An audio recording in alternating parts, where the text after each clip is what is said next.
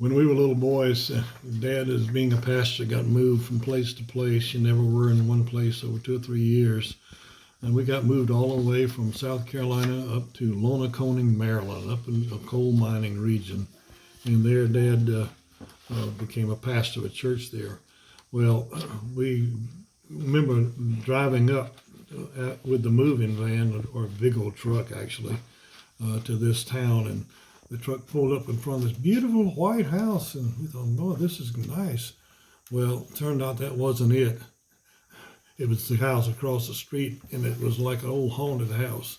It didn't have any paint on it, big old 2-story thing, and had a little tower on it and all that kind of stuff. And so it turned out to be a real adventurous place to be in.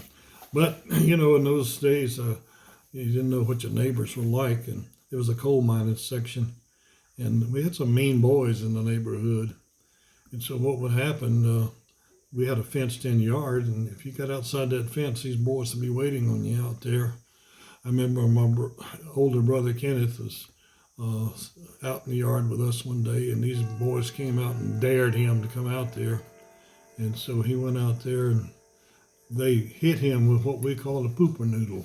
They would take their knuckle in their fingers and hit you in the temples real hard with their knuckles.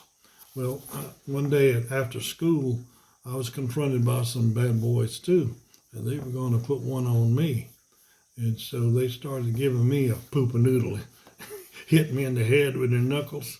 Well, I was a good wrestler, so what I did, I just grabbed them around the legs and pulled them down and wrestled them to the ground and beat them up right then and there. And while we were on the ground wrestling, here comes one of the deacons of the church walking by. His name is Mr. Lohr. And he had to tell Dad and Mom about us getting in a fight there.